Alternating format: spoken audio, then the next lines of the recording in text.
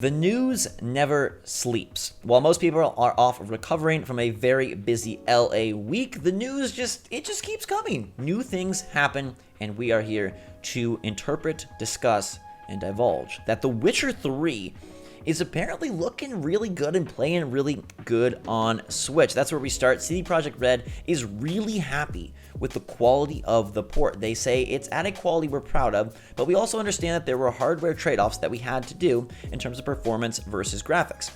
They detail those for us so we can know exactly what this port is going to be like, Gabe. It's worked on by Saber Interactive with help from CD Projekt Red, and they do note that all content is there. They say you'll get the full Witcher 3 and all expansions. We're not really cutting anything. The biggest changes that we made involve the user interface, and how you interact is a bit different on the Switch compared to other versions, just like a control type issue.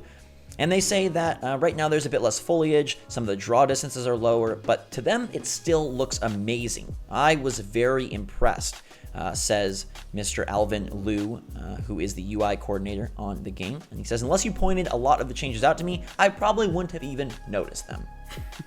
All right, that's a little bit weird. We know that this is going to be a very intriguing port on Nintendo Switch because it's one of the biggest games out there as far as sheer scope of the world itself. Size, yeah. Yeah, there's a lot going on. There's areas that even on Xbox and PS4 just didn't run super well.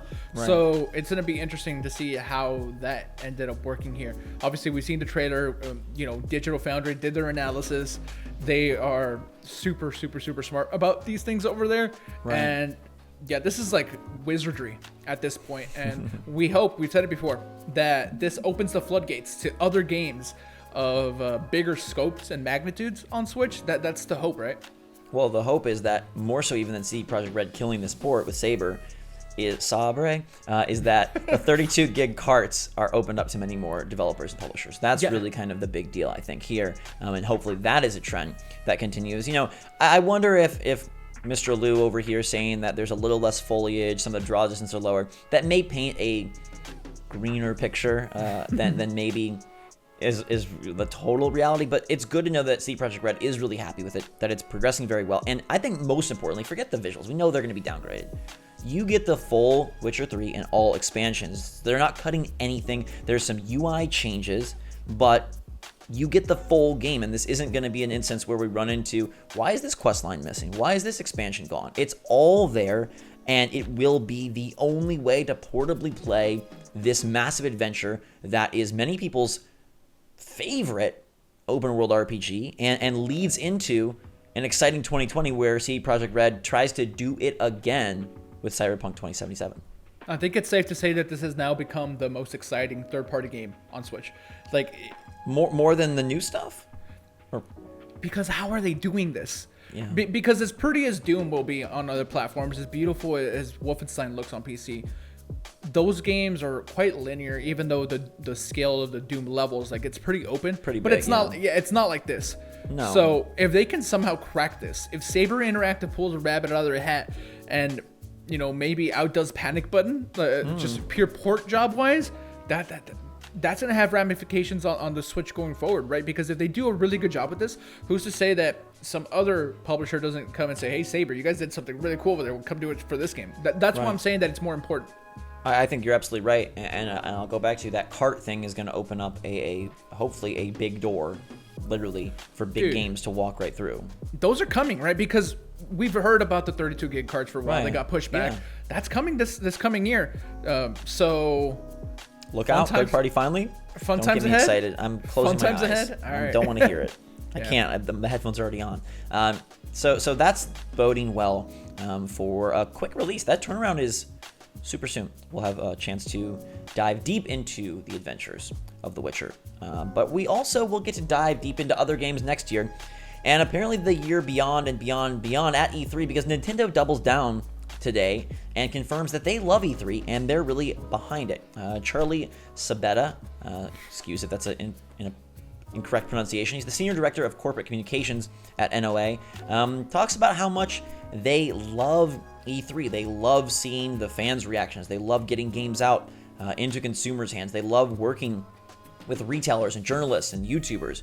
They talk about how building the booth and building an immersive and very experiential booth is so important to them. They did it with Breath of the Wild, they did it with Odyssey, they did it with Smash, and this year they kind of split and went Luigi, Pokemon, and then sort of their open plan show floor. They try to make it as themed as they can. But the interesting note that I think is going to be what everyone wants to hear is that Nintendo believes in E3. We think it's a great place to not only do business and interact with the public, we're bullish on the show. We're here, we believe in it. Other companies have to make up their own minds and make their own decisions when it comes to what trade shows they support. That's based on their own business realities and where they want to spend their money and their cycles and their time. But for us, we like E3. That's why we're here.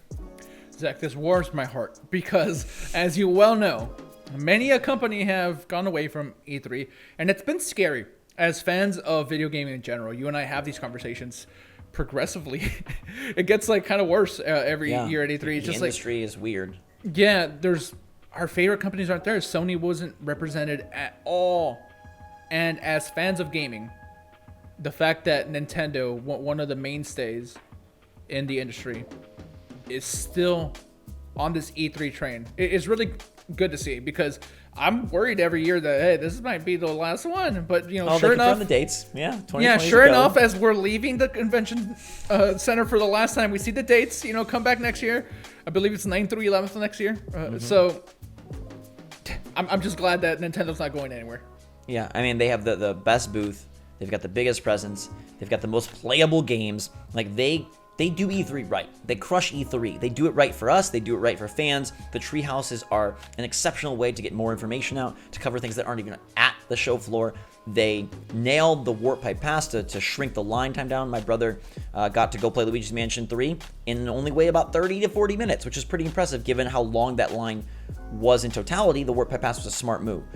Their design of the booth, the Pokemon Stadium, the Luigi's Mansion house. The Luigi's Mansion was insane. If you haven't had a chance to see inside, we'll be sharing some footage soon. But they do E3 right. They bring the games. They bring the hands-on. They deliver for fans at home with Treehouse. They are the just top-tier example of how E3 should be handled. And so to see them say, yeah, we love this and we're going to be here, that's awesome. Now, if E3 does collapse, I'm sure Nintendo will find a different alternative way to get this out there. They talked about how 80 Best Buy stores had MUA 3, and they really liked that.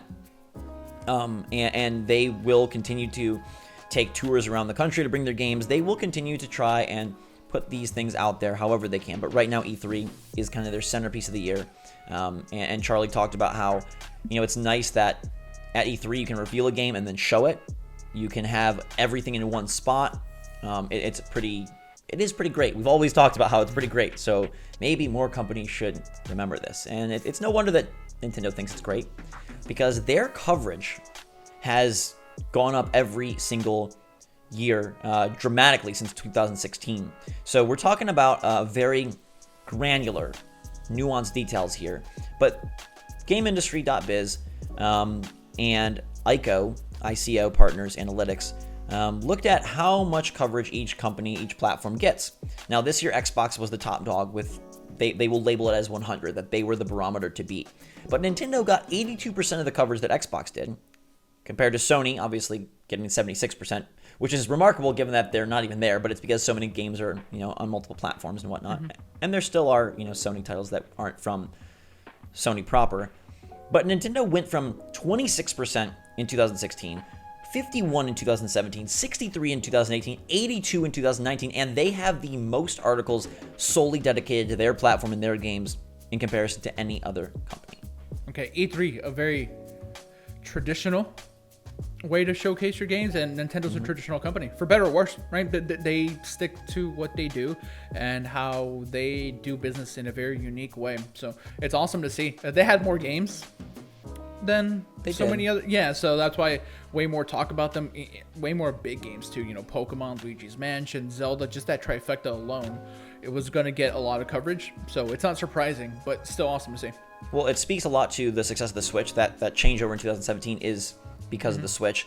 And that growth is because of how they consistently put out top franchises and big games. And they're at a point where they are showing Pokemon and making it playable at E3. That's something that they would not have done a few years ago. Prior to 2016, not a chance. They are putting so many things in the hands of gamers. And I think they're quality, right? If Nintendo was just there and had a bunch of games, they'll still get coverage.